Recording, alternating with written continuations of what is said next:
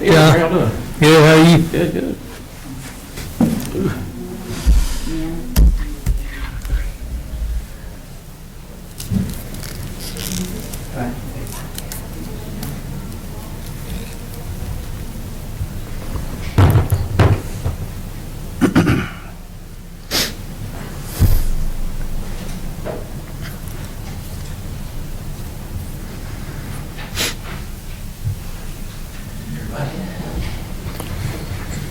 My daughter's in a tiebreaker right now at the tennis match. You gonna tune in?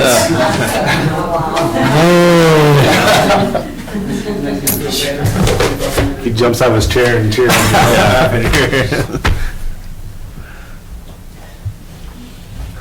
Did y'all play varsity? Did she play Rennie Luke? First, no. What's her name? Rennie Luke. Yeah, Forest City?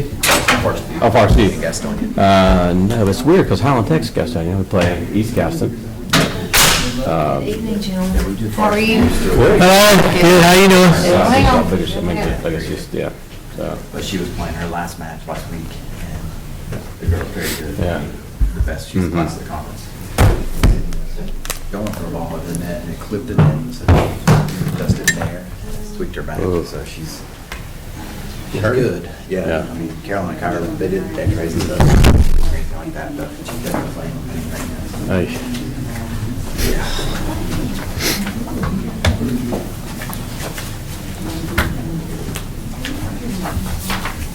This is something that Councilman Green wanted me to go over tonight.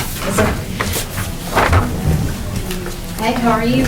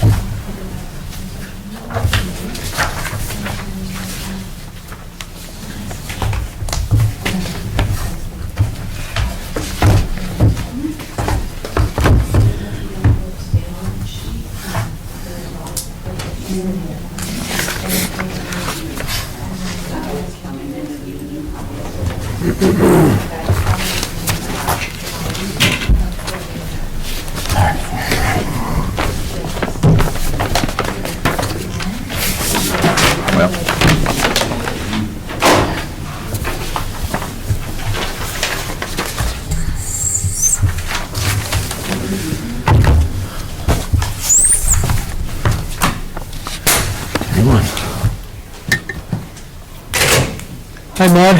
What's going on? I didn't see you walk in. I slid in over here. Y'all doing all right? Good, how about you? Well, I'm here. I'm happy that it's a little bit cooler weather today. It'll be cooler weather maybe toward the end of the week. Yeah. You never know. But everything's good.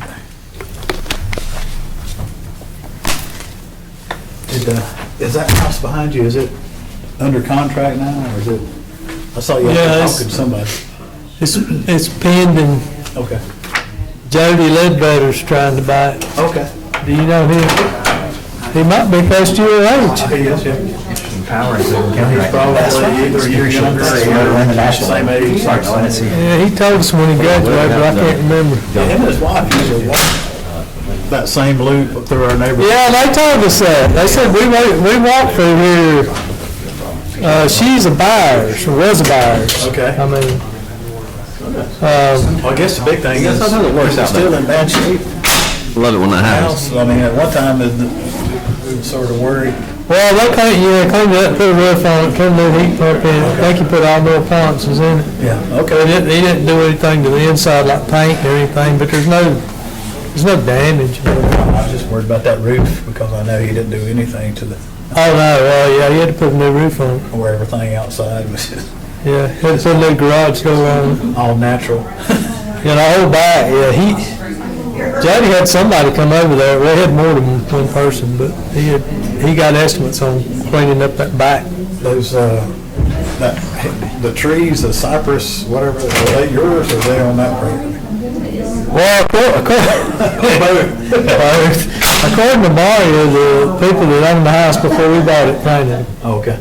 but they're right on the line, I'm so, curious, because I've got some red tips on the back of mine like that, and I've cut most of them, and neighbor was happy yeah. they were just a problem. He asked me that same question. I said, well, I think when you get it surveyed, you're gonna find out they've grown so much, it's probably half and half. But that's good if that, I mean, are they wanting to resell it, or are they gonna move in with? No, they're gonna move there. Okay. He said, one of them's daughter is buying their house, Okay. and they're gonna, if that goes through, they're gonna buy this house. Good deal. So I guess they made an offer contingent on that. Yeah. Well, that's awesome.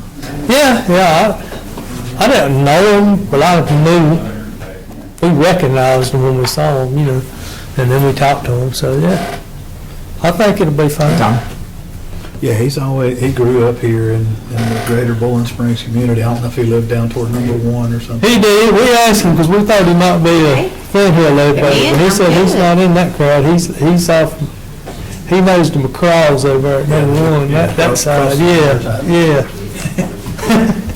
But Kim thought she'd probably be kin to him, but she's not. None of Ledbetters, none of Thomases, I mean, all the different families. We don't know nobody. You know? Somewhere we gotta be. No, I'm just kidding. Yeah. I mean, I wouldn't claim my side of the family neither, Daniel. but- If you know Brenda Roman, you know who Brenda Roman is? Oh, I do, We're yeah. all related. She's traced it all back. Oh, yeah. She'll tell me new road behind that we share.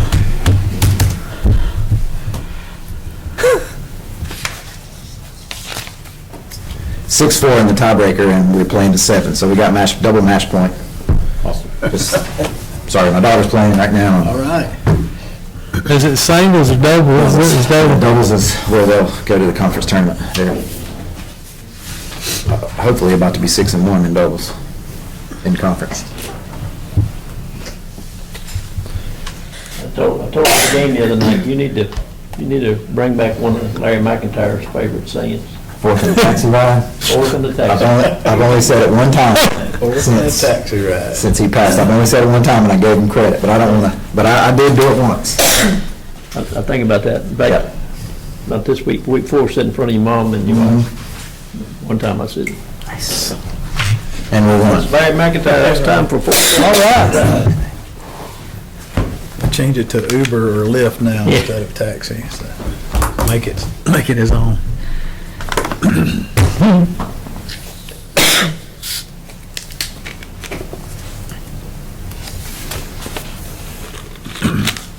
Good crowd here tonight.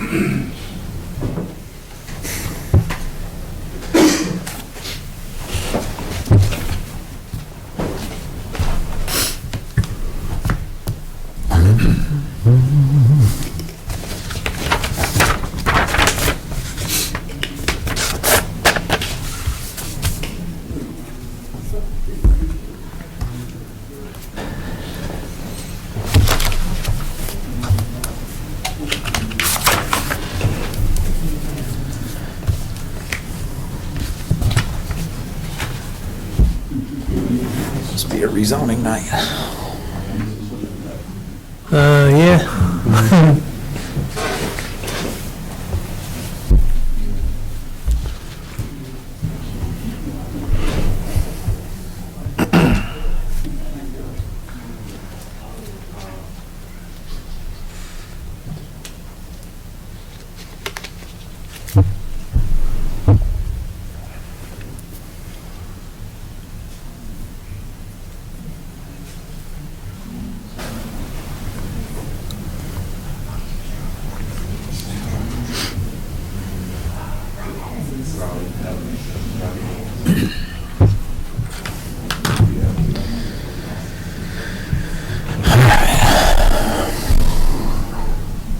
Where are we? October? October. Just barely. Probably gonna feel like fall this weekend, it looks like. You might have to tie back tonight, Mr. Mayor. Oh, man, I didn't even think about that. Let's hope I don't have a secret motion to vacate like they did the speaker. Oh, no. That's a mess. On the other hand, maybe you could. Maybe you can't be kicked out of something you willingly get. That's right, that's right.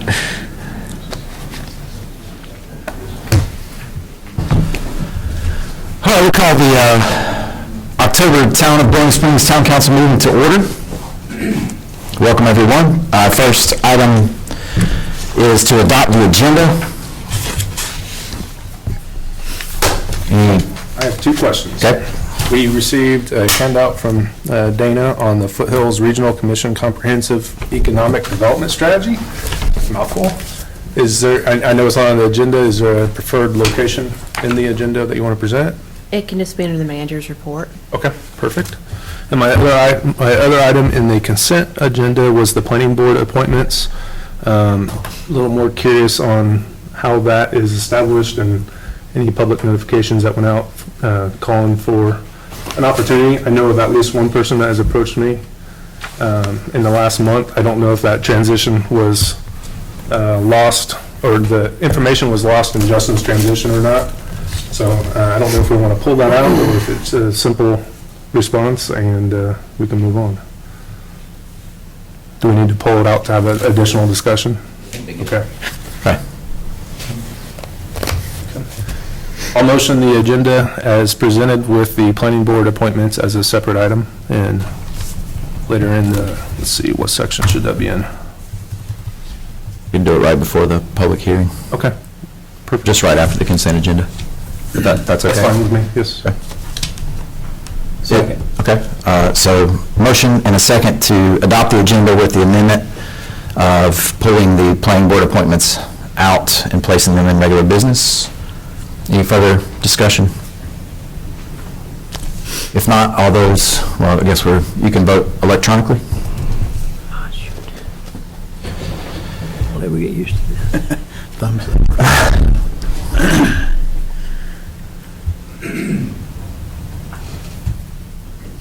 All right, and the amended agenda has been adopted. Are there any citizens present that would like to comment on something that is not on the agenda?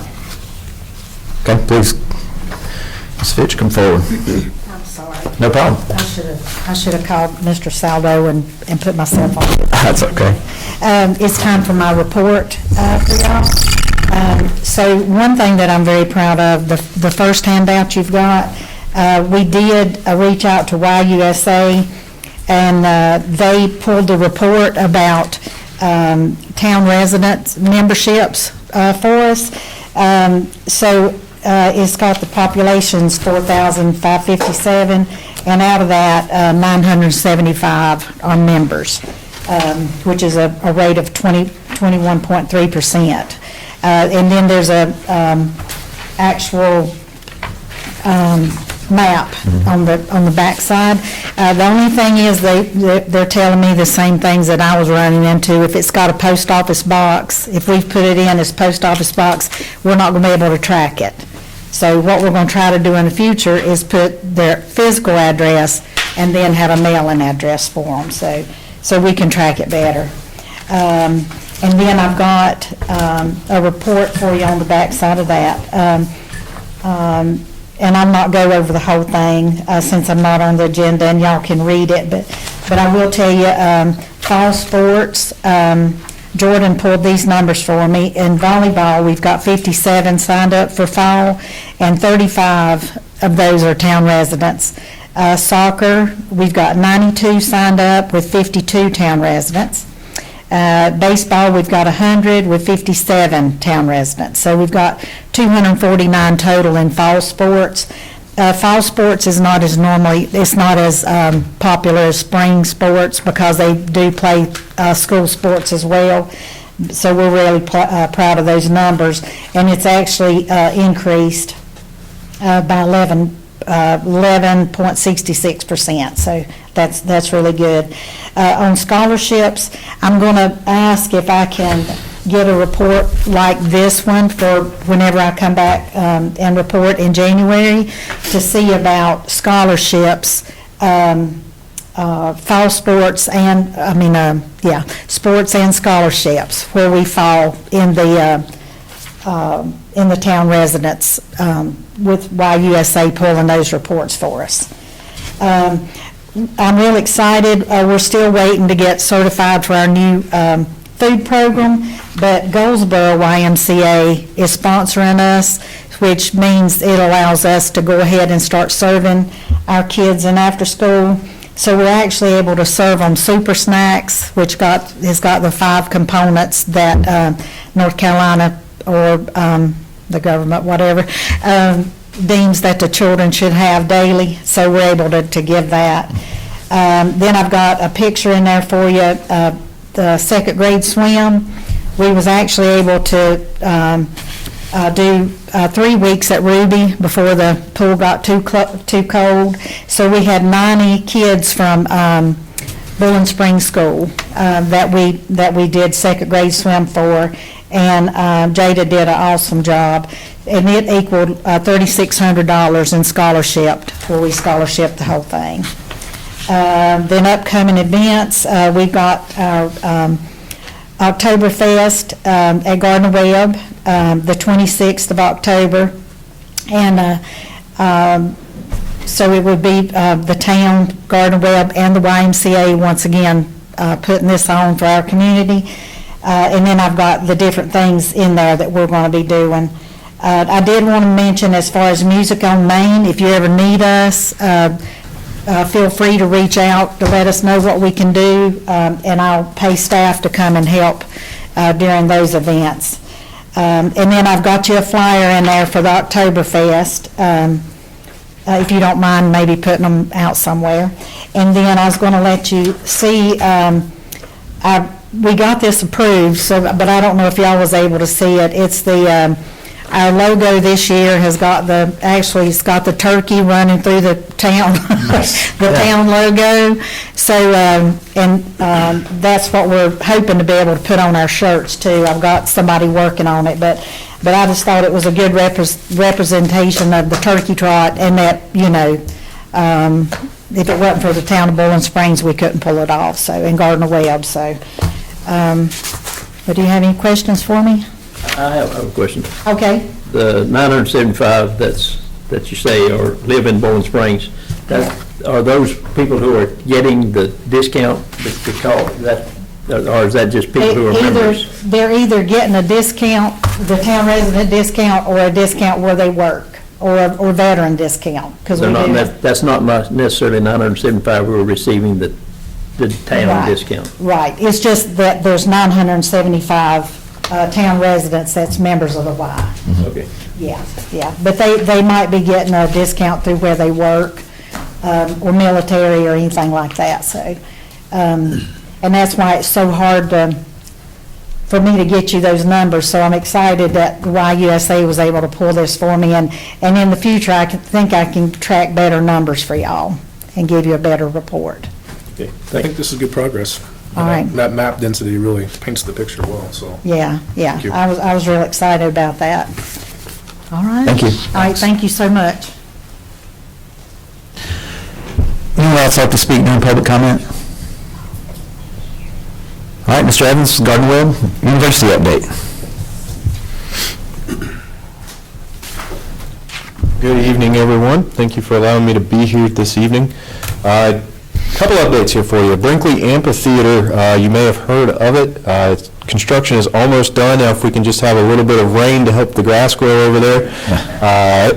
First concert, October 28th, Ricky Skaggs and Kentucky Thunder. We have 800 tickets for sale. We are at 717 with almost a month to go. So I'm very excited about that. If you haven't gotten your ticket yet, I can't promise we can hold one. So make sure you check that out.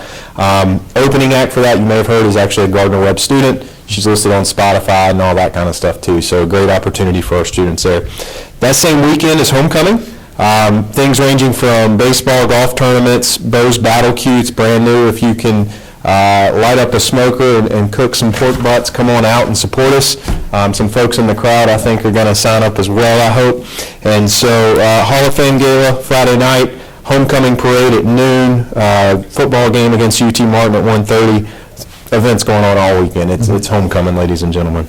Couple points of pride. Last week, we hosted a remote area medical clinic, actually over in Shelby, with the community center now located in the, I believe it was North Shelby school over there. And we were able to serve more than 50 individuals with free healthcare, vision, and dental care. We're really excited about that opportunity to serve the community. Another point of pride, we broke ground on our newest facility, Soccer Field House. So for those that know campus, in the curve of Stadium Drive, just across from the Hamrick Field House, we'll be placing another facility there, serving both our men's and women's soccer team. Other updates, football is this weekend. Come on out, just as an FYI, if you haven't seen, the game got bumped forward to 4 o'clock. Originally, I believe that was at 6. Season tickets have gone on sale for men's and women's basketball. 2 more things and I'll get out of the way.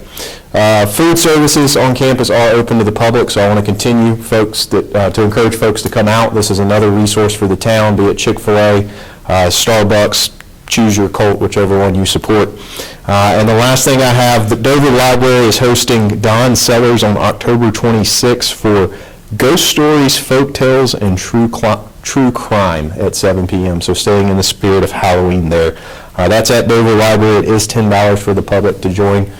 So make sure you get your tickets ahead of time for that. But with that, that's all I got for tonight. Thank you, sir. Thank you, guys. All right, next up is the consent agenda, of course, minus the planning board appointments. If council has had a chance to review, is there a motion to adopt?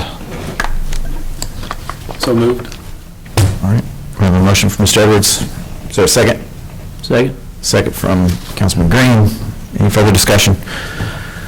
You may cast your vote.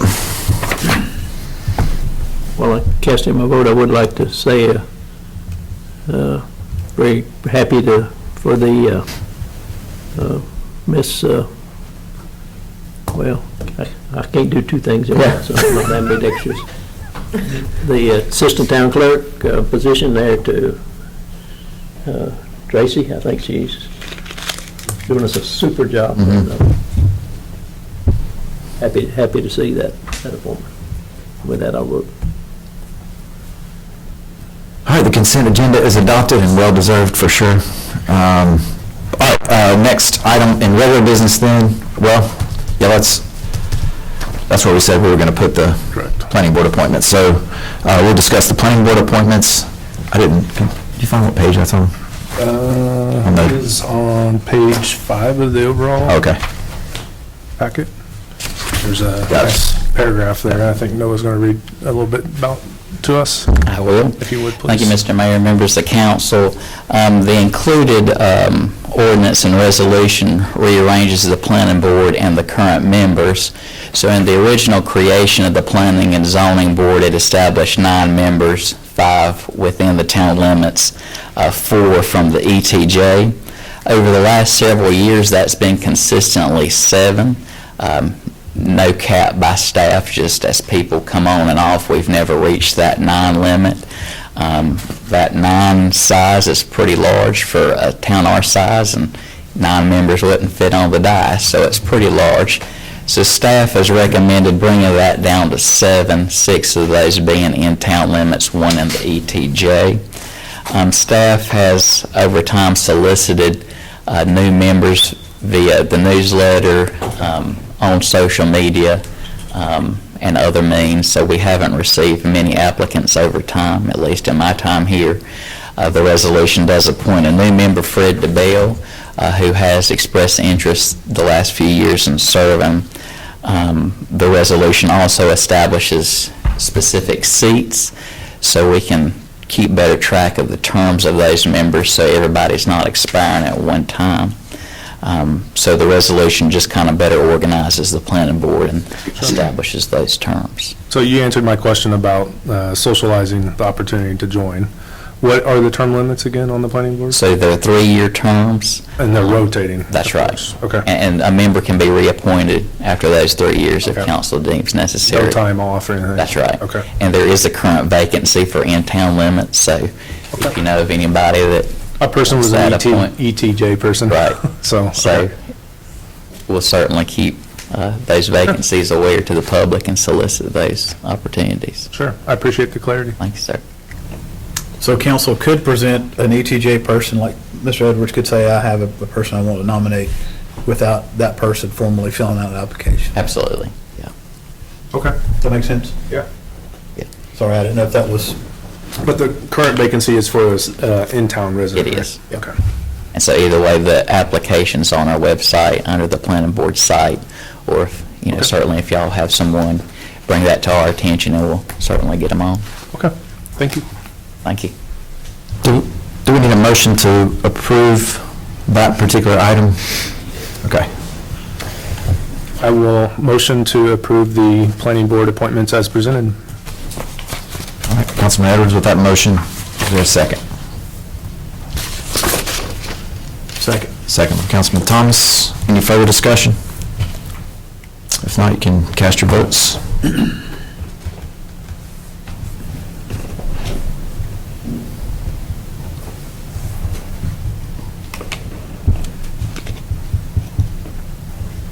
All right, that carries. Next item is a public hearing for a zoning map amendment. So we'll open the public hearing at 6:45. And staff report followed by public comment. Good evening. I always like to kick these off. So you've got before you a zoning map amendment, which used to just be called rezonings, but now we got all fancy in the statute says we have to call them zoning map amendments. And that is for 436 East College. This is the property that was annexed at last month's town council meeting. This one is a little bit different. So as you see on here, the requested action is a motion to approve the zoning map amendment for those parcels from R15 to a new R10C conditional, and then move the 3 parcels from R20 to R10C conditional. The reason that we are doing that is that there is a developer who's interested in a higher density development than our zoning code allows. And so if you flip to page, so you've got the application, which is on 38 and 39. You've got the same map that you all had last month on 40, 41, and 42. 43, you've got a letter of approval from interim planning board chairman Alan McWhorter. And then on 44, you've got what's called the conditional zoning document with the terms. And so it says there, terms of agreement, every conditional district has its own rules. And so this conditional district will only apply to the area highlighted on that map and those parcels. And so because we don't have a high-density development zoning district, there is no general rule for that in Boiling Springs. And so every time we get a high-density development or someone who wants to petition you all for that right, we have to build them by hand. And so that's what this says. So it says the conditional district is established to limit development to only single-family detached homes. Any development will be required to tap into existing town-owned sewer and water. They have to have curb, gutter, and sidewalks as outlined in Town Article 9.4, or Town Ordinance Article 9.4. Any development which adds streets must be in compliance with Article 9.4. When the development is completed, the town expects all streets to be publicly dedicated. The developer has agreed to place a connector path between the developed property and the Ruby C. Hunt YMCA, subject to all easements and instruments as necessary. The developer will provide an easement to the town for greenway connectivity. The developer will provide a dedicated community amenity gathering space, and then we have to build our own setbacks for that district as well. So those setbacks would be 10, 5, 10, and 10. This was approved by the planning board. I have also already signed off on it preliminarily and met with Mike from Public Works. He also signed off on it. Are there any questions about this development? What does streets being publicly dedicated mean? The town will maintain them. Okay. Thank you. Yep, so rather than it being a private drive that after 20 years falls into disrepair, we will file it on our power bill filings. Thank And you. so we will maintain that street. Does system development fees apply to this that we just passed? They do. Yes. Okay. Well, when I look at R10 and R10C, the conditions, I mean, the only big thing that stands out to me is the rear setback change from 20 to 10. The other setbacks seem to be pretty much the same. They are, and also because it's a conditional district, the statute allows us to apply any reasonable standard to the development of the property. And so all of those bullets, instead of being suggestions, when passed by council, they are required of the developer. So it allows us to mandate that as part of the development. But are those minimums? They're minimums, so they can be more in certain spots. Yep. But those are the minimums. Those are the minimums. Yes, and we're not approving a site plan yet, so we don't have that yet. That's something that we would do in subsequent months. Whenever the developer has that site plan prepared, they would go through the normal subdivision process, where it would go through the planning board. We would convene the technical review committee, which is made up of 6 administrative officials, the fire marshal, police chief, me, the interim manager, Mike from Public Works, and we would all and then our town engineer, David Odom, we would get together and look at it and evaluate it for things like stormwater control, how many fire hydrants they would need, all that kind of stuff. And then it would go to planning board and then back to you guys for final approval. Thank you. And would we have control over the road connectivity? I mean, because part of what our problem has been in the past is cul-de-sac type situations. And so basically it makes where you can one way in, one way out. It's hard for garbage trucks, fire trucks, those type of things to navigate that. Yes, and, I'm sorry. So I would hope that, as you're looking at where the hotel is versus Lyman Street, that could be a bigger picture of some road connectivity. And I don't know how that would affect that traffic pattern there on East College anyway, but we would have a little bit of control over that. Yes, so I met with 8 people from Lyman Street who were concerned about the increased traffic flow if there were to be, and I'm just throwing out 50 homes built back there. I don't know how many there would potentially be, but if they were to put 50 homes, that would really put a lot of pressure on Lyman Street. So we're going to look at that when we're moving forward with the actual subdivision application and where that road goes. There are some DOT standards that allow us to work with developers in requiring primary and secondary areas of ingress and egress. Good, thank you.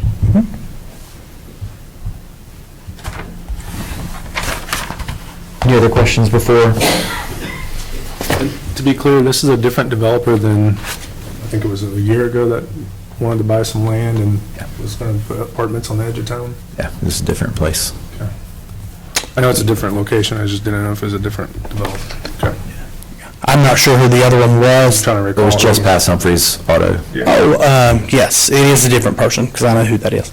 Yes. I guess where I'm going with this is, we're making all these zoning changes, and then we have a couple zones that aren't being used Yes, as intended. we do. We have some underutilized zoning, some pieces of property that are underutilized, and the planning staff is working quickly to try to resolve some of those, so I've reached out to a couple of developers who you've all met with in the past to see what their plans are and intentions are for developing other parcels. Perfect, thank you. Is there anything else from me? Okay. Thank you, Mr. Parker. We'll move to a time for public comment. If there's anyone who would like to address the council on this zoning map amendment issue, please come forward. Other access to this area other than Lyman Street. Lyman Street is very narrow. It's very difficult for 2 cars to even attach. We live on Lyman Street, and I'm concerned about the traffic. Yes, sir. I believe Mr. Parker was indicating that there would be additional ins and outs, road development, so that all that pressure isn't put on Lyman Street, that when the subdivision application it gets underway, that will be looked at and will be a priority. Thank you. Yes, sir. Anyone else? Please.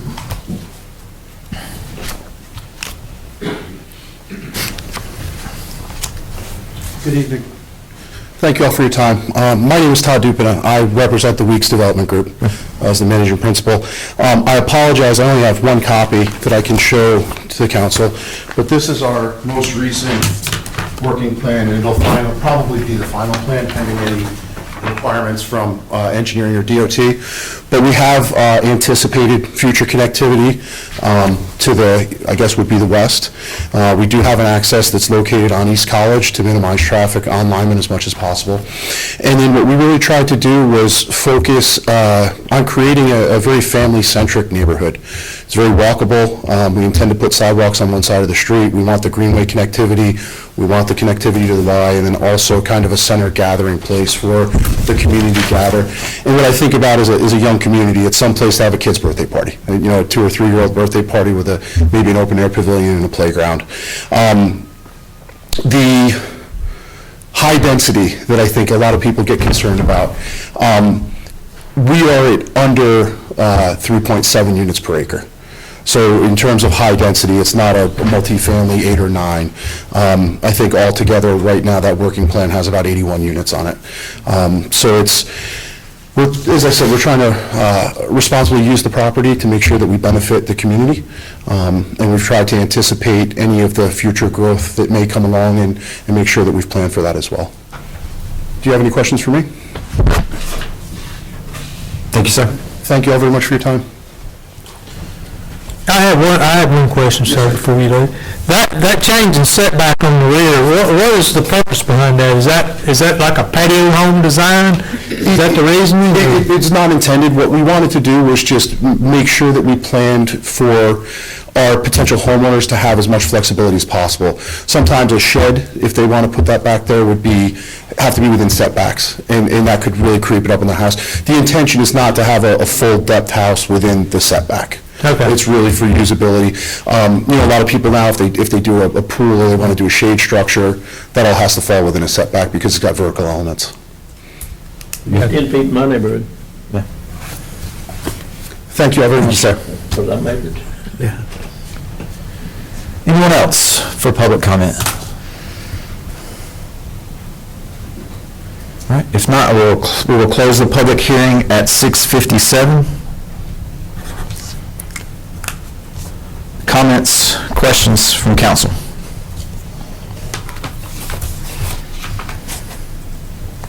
I would hope that the gentleman that just showed us that map could maybe show that to the homeowners over there too, to sort of give them an idea of, you know, sort of have a dialogue and a communication with them to sort of what's going to possibly be in the future. I think that would help ease their mind about the process. If you can do that, I can't direct you, but if you can maybe do that, that'd be wonderful.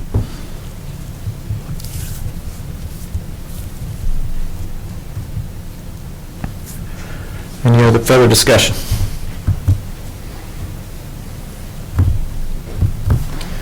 If not, is there a motion to approve the zoning map amendment? So move. Councilman Green with that motion, is there a second? Second. Second from Councilman Thomas. Any further discussion on the issue? If not, you may cast your vote.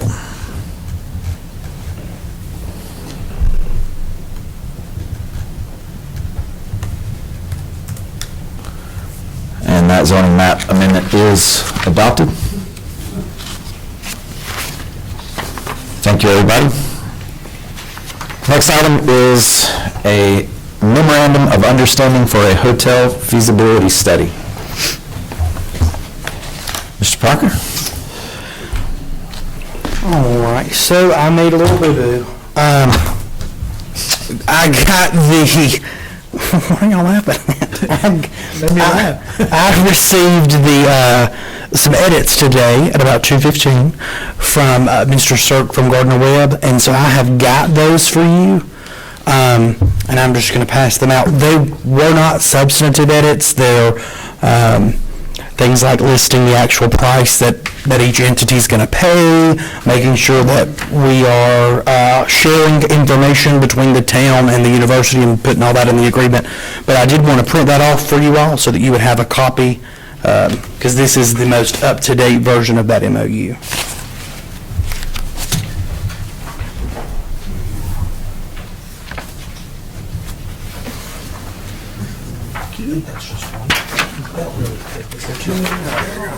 Trying to take my packet.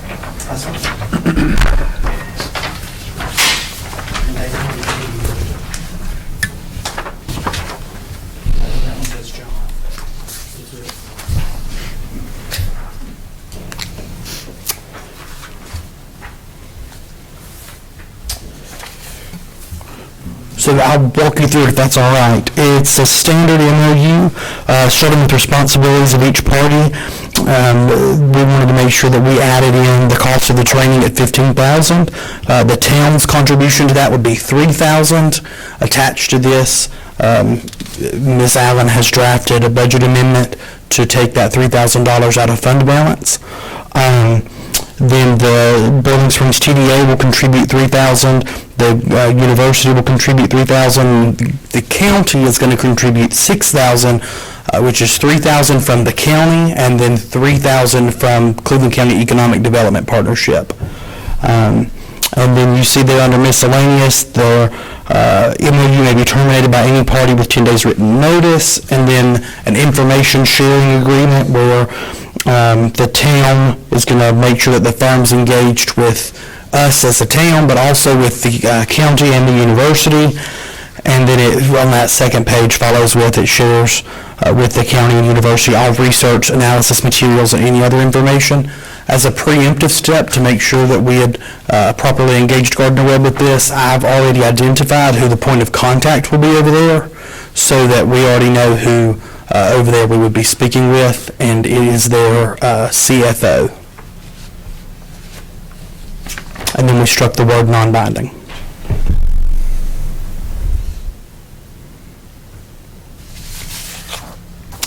Questions or comments from council? If not, is there a motion to approve the hotel feasibility study MOU? So moved as presented by the amended version. Okay, thank you, Councilman Edwards. Is there a second? Second. Second, Councilman Green. Any further discussion?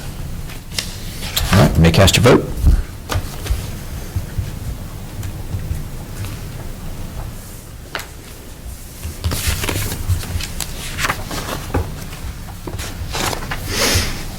All right, that carries unanimously. Next up are a couple of discussion items.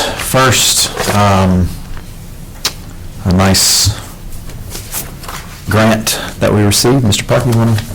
Yes, so you all have in front of you a notice of direct grant to the state. I believe you were alerted by email, but we wanted to make sure we got it in the public record. I'm not going to read the summary because it's pretty technical, but in summation, we received $750,000 in the state budget. That is as a direct grant, so it's not attached to or tasked with any project. That's discretionary funds that the state has given us that you all are able to allocate at your discretion. I've also attached a portion of the state budget where you can see that, so it says provides direct grant. Also wanted, just as a point of information, to make sure everyone noticed that the Boiling Springs Fire and Rescue received $1.25 million in that budget. And that's all that I have for that. So basically, $2 million is coming to the town of Bowling Springs in general terms. Yep. Not necessarily to us, but into this community. Yes. State budget. Yes, and all of those funds are discretionary, so we have maximum flexibility. That's wonderful. Get pay raise. Second. I just want to say I appreciate everybody that participated in lobbying the state for that. Absolutely. That's a big win for the town, and it's been very welcomed. I echo that. do we need to discuss, we don't need to discuss what we want to do with it yet, or anything like that? We just put it in our back pocket? Yes. Correct. Rhonda will happily send that metaphorically right. speaking. Yes, Rhonda will happily put that in the bank account. I mean, we got projects. We got projects. We got projects. That weren't funded, that now could be funded, like the traffic light, the intersection traffic lights, streetscape. Note on the post office? Yeah.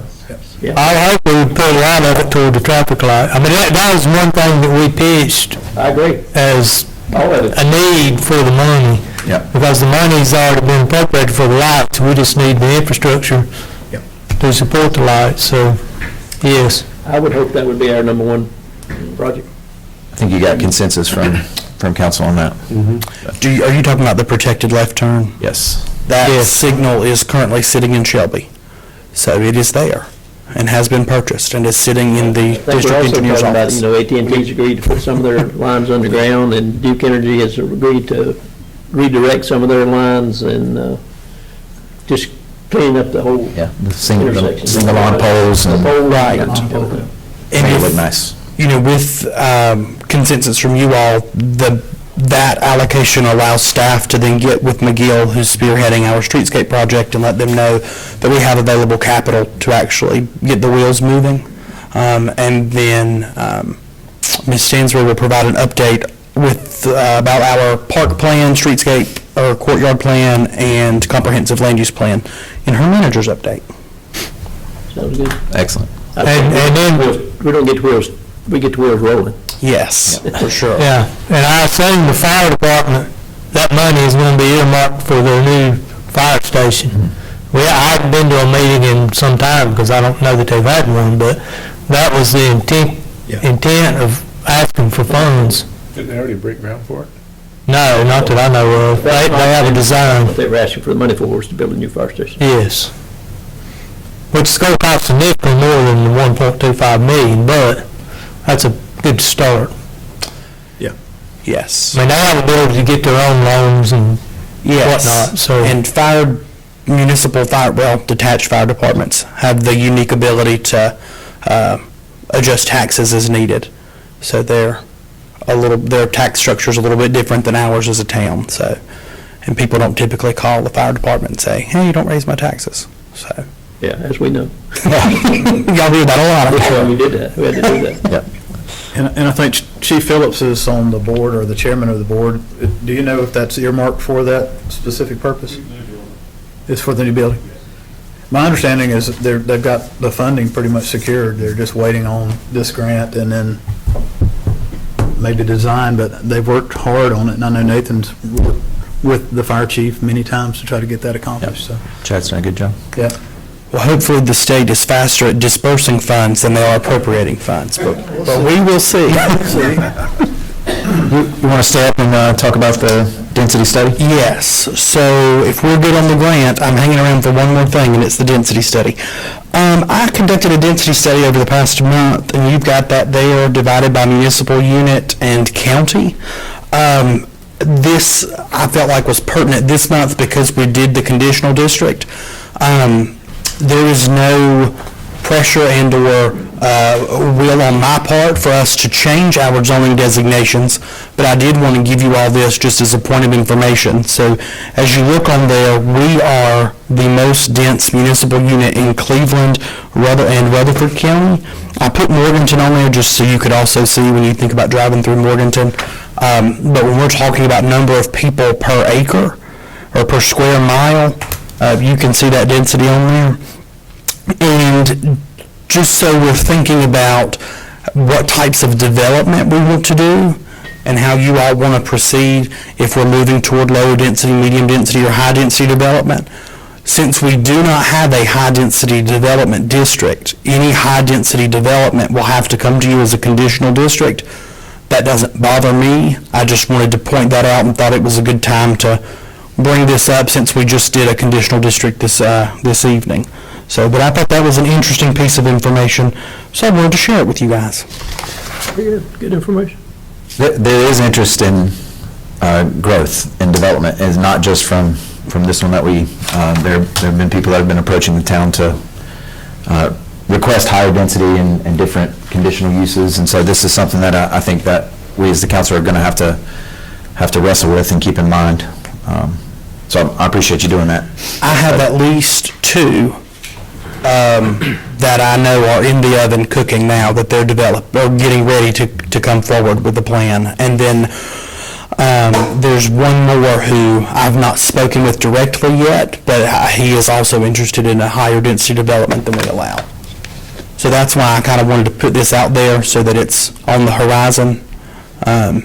Which again, if you like the model where we build districts individually to suit, that's fine with me. It doesn't bother me a bit. Well, I think one of the needs identified was affordable housing. And so, you know, we've sort of gone away from single-family spacious lots to more dense, and, but also we need to keep in mind the affordability of it. So we don't have enough affordable housing available in Cleveland County per se either, so. And I don't know what the rest of the board's feeling is toward affordable housing, but that would be one avenue to look at when we're looking at density, is how affordable is it and how feasible is it? I agree. I think it's, to me, it's one of the things top of my list is affordable housing.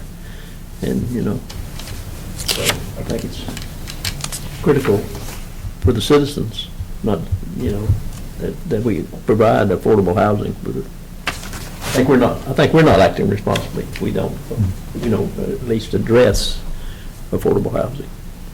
And that's somebody says, well, what's affordable? That's kind of a shifting target, you know. I saw on U.S. Newsweek, I think it was last week, they reported the national average went up from 5 years ago at 215 to 350 as a starter home. That's crazy. And I do know that the Foothills Consortium, and they're, you know, with their HUD housing, and we've asked them to include us in some of their studies, and so I know they're really working on that and doing a good job, and so. Ms. Allen and I both attended it's the Home Consortium program, and we both attended that this past week on Wednesday. So we both attended that and sat through that meeting and brought some notes back. So it's definitely something to discuss. Absolutely. Thank you, Mr. Parker. Yes. Last item for discussion is the Grand Marshal for the Christmas Parade, which will be November 26th at 3 p.m. And we had a suggestion last month. And like I said, when you mentioned that, it just popped into my head. I wasn't by any means saying that's what it needed to be. Or who it needed to be. I can respond to that if you'd like for me to go ahead with the director's report or the manager's report.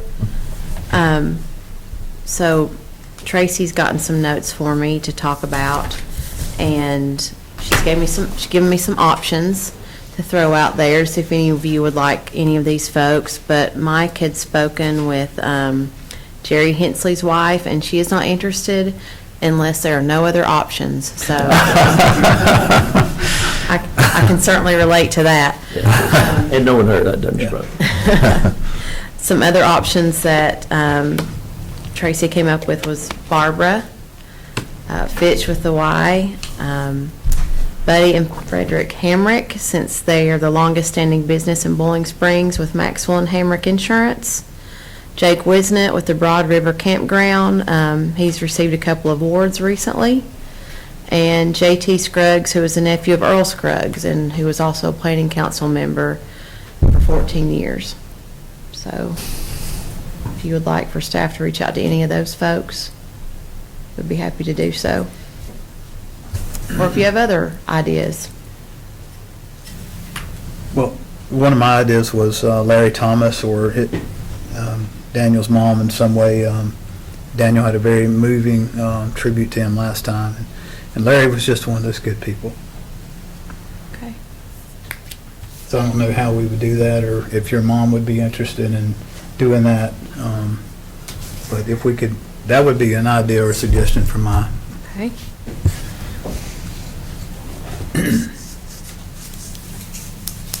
This will be first time I've probably participated in this. How's it in the past, how's it just been, I think we just kind of suggest someone. Kind of come up with a End consensus? Yeah. I mean, all these are good, you know.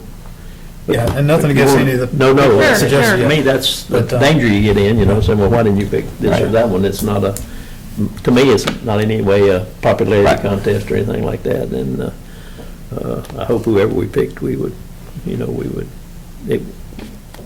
somebody that we would all feel comfortable with.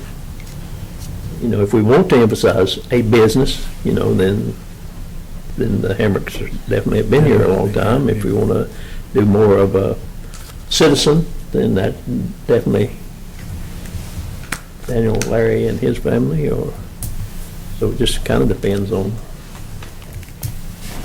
I think last time was Kim, her long-time service, so.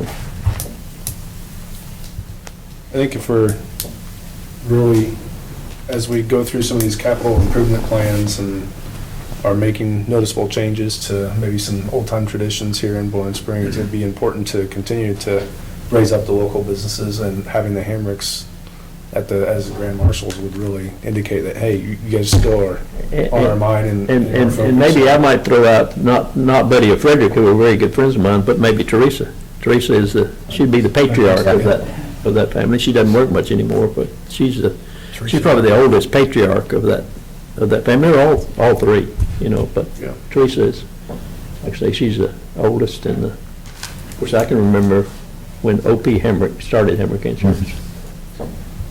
So maybe reach out to 2 or 3 and you get one or two that are interested in.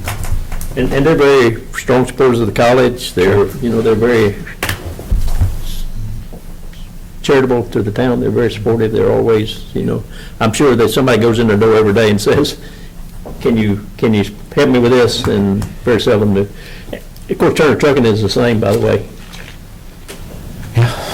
Turner Trucking is, but if we're looking for older established business, then like I say, Hamricks would be the oldest, probably the oldest, since the Hamrick Mercantile has closed.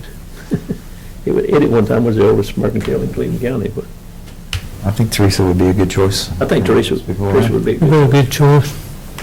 I will definitely tell my mom the honor, but she likes to sit on the curb and yell at Santa Claus when he comes by, but she can get out and come back. Hopefully she won't chastise somebody throwing out candy. No, she won't. Oh, no, she'll chastise you if you don't. She likes the old school parade. You ride with me. I remember that last year. I remember I got that. chastised for throwing out candy. For sure. I'm throwing out candy, by the way. I'm throwing out candy. I don't care what you say. What, Tracy? We'll talk. All right, so we figured about. You said that. The window box will be on and. Not my golf cart. Oh, we did the golf cart last year, that's right. All right, very good. We Okay. really didn't throw it. We'd ride right up to them, Thank Like me to you. Yeah, you can go ahead, please. Okay. The next item on the manager's report is we have some good news that the LGC approved the debt for the land purchase today, actually, I think. So that's good news. As Zach mentioned, I have an update that he so graciously typed up for me with the land use plan and the park master plan and the courtyard plan. For the land use plan, we held a community stakeholder engagement meeting on September 26th from 5:30 to 7. There were around 25 people in attendance. Staff received important thoughts and suggestions from members of the community, and they will be incorporated into the final draft of the comprehensive land use plan. And that will be ready for presentation. Actually, it was ready for presentation tonight, so, correct? October board meeting? That's planning board meeting. The park master plan is currently being developed, and the project engineers are drafting the plan, and it should be finished by the beginning of November. Staff will review the plan the week of November 6th, and the revision stage will take place beginning the week of November 6th and conclude with a presentation to the master plan steering committee during the week of November 20th. The final plan should be ready to be presented to the planning board at their December meeting, And assuming this schedule holds, they plan on bringing the park master plan to this board for review at the January meeting. So, something to look forward to. For the courtyard plan, McGill and Associates has reached out to staff and informed us that the surveying period for the courtyard plan has concluded. The engineering team will begin to refine the current design and bring that to the council for final approval. There's a place marker for the Jerry Hensley statue, and the look and substance of that statue is still being reviewed by staff, and the initial estimate for that is $50,000 to $60,000. If you have any questions, I'm going to direct those to Zach. I know initially we had some people that had expressed interest in helping to fund that, some interest in the community. Are you aware of those, or, okay? Yes, and Rhonda, we're gonna have to figure out how that's gonna work. Okay. Okay, very good.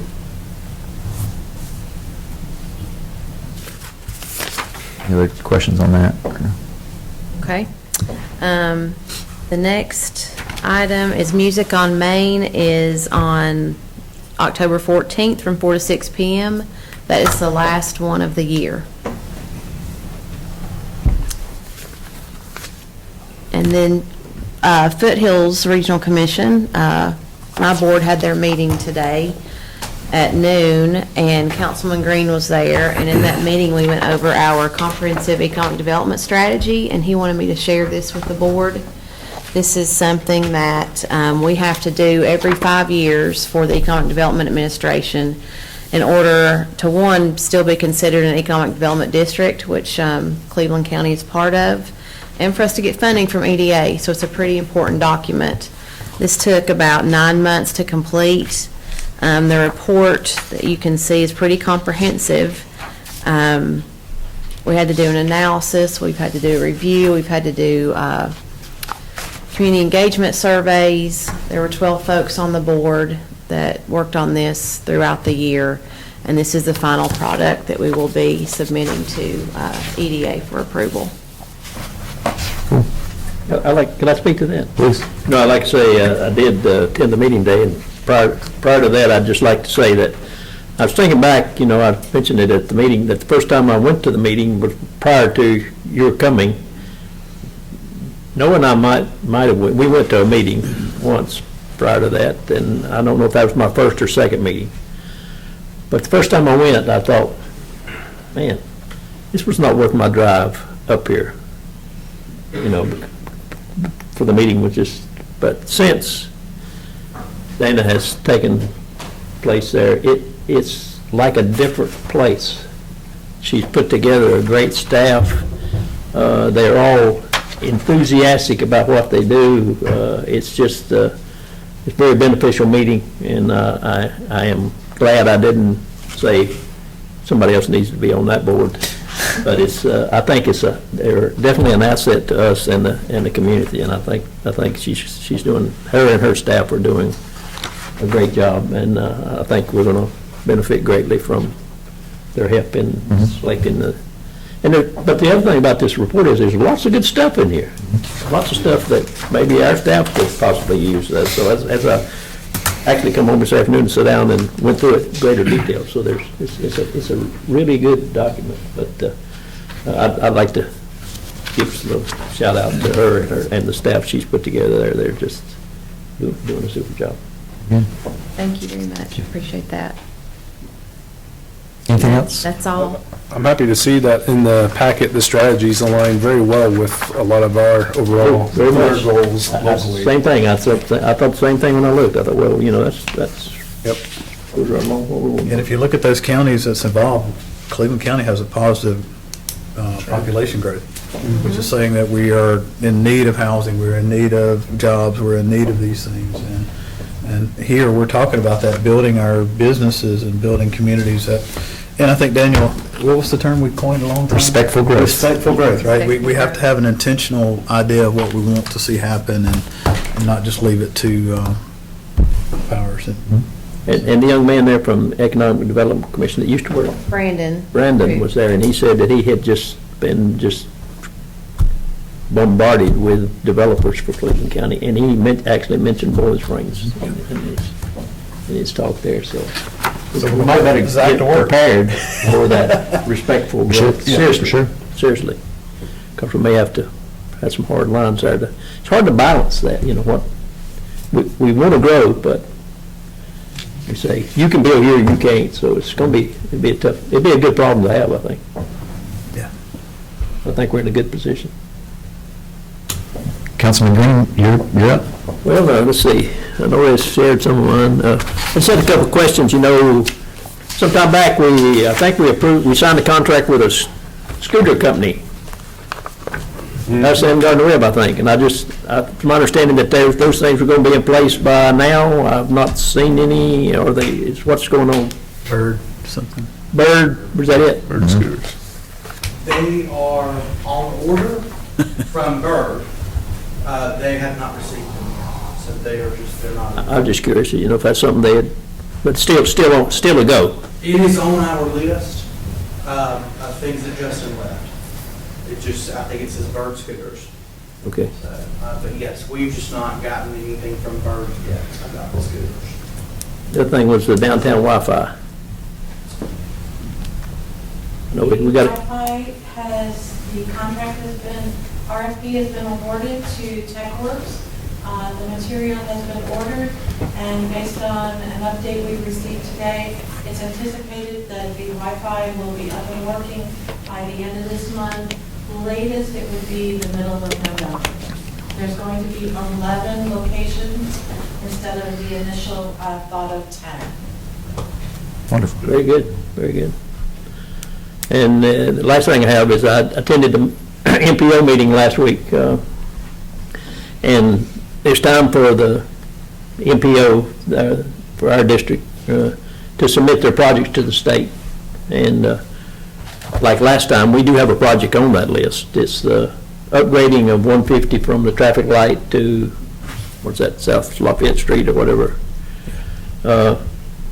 It's going real well. Of the 26 projects that we can submit, it's like, I forgot, I thought I picked up a sheet, but I picked up the wrong one that actually had it on there. But it's like 12 out of 26. They have a scoring system that they use, and so it's still out there. But one thing that was even more encouraging to me was DOT can submit 10 projects of themselves, which carries a little more weight than ours. And one of the projects they submitted, and I did pick it up, is not the entire project of widening, of upgrading 150, but upgrading 3 intersections of 150, of which one of them is Hillcrest Street. There's 3 of them, Hillcrest Street, the Patrick Avenue and 150, and the Old Bowling Springs Road and 150. So to me, that kind of gives us 2 shots of getting something done. And I was really encouraged to see that they apparently recognize the need for those to be improved, especially Hillcrest, which is one of our major ones. So I'm really glad to see that. But they also, after they talk all this, what they're submitting, come back with, but they ain't no money. Or there's going to be very little money. They always temper that. But I did think us having the project, the MPO having the project, and DOT having the project, this partial project, that would be most beneficial to us was a good sign that if there is money, that maybe we'd have 2 shots at it. So it was another good meeting. So that's all I got. I'm just excited for their state grant and all the things we got planned, and it appears to me that the staff is just trugging along and checking those boxes off and doing a great job for us, I think. So I feel real good. Thank you, sir. So it's good to be first. That's right. Councilman Edwards. I gotta follow that.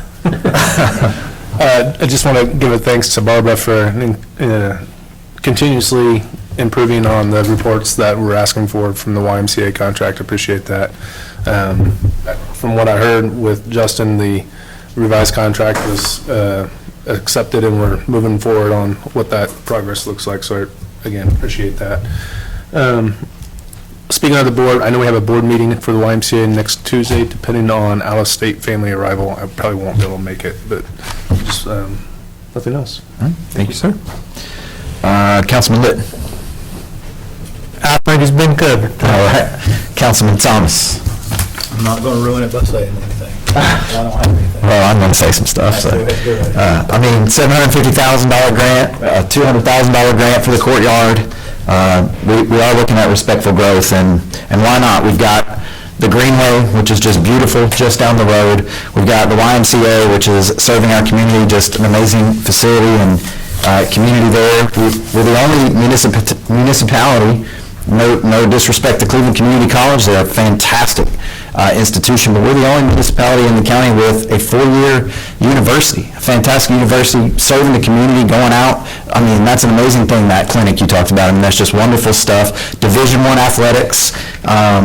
We have amazing schools and great teachers, as I heard. The land around here is just beautiful. You know, we've got connectivity with the bypass that will at some point, one day, be completed, but we have developing culture with Christmas tree lightings and music's on Main and all these types of things, the amphitheater that's coming. I mean, just really amazing stuff. And as I always say, it's the people, though, that make this place so wonderful to live in and grow in. Thank you all for coming tonight.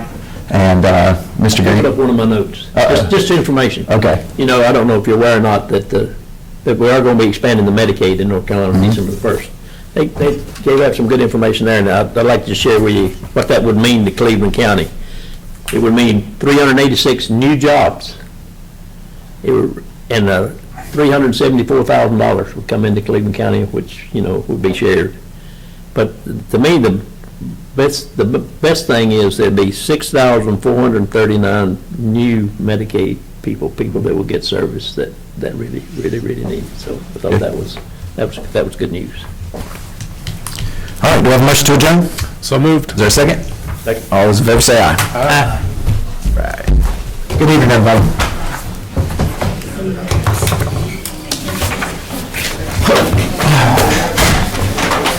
Sorry.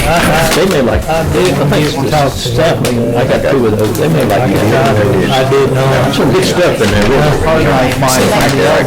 fine, that's fine. See, the fire department, I mean, Roland said they got. Bye, Brad.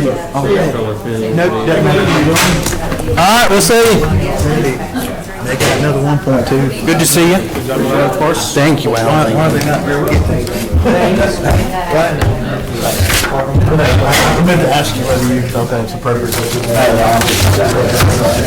I think she was definitely, she was like that, but she sits on her right front section. I thought maybe y'all might like a couple of those for the office, a lot of good stuff in there.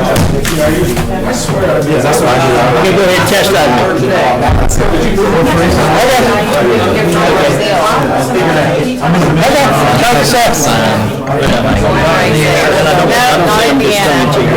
It is the MOU for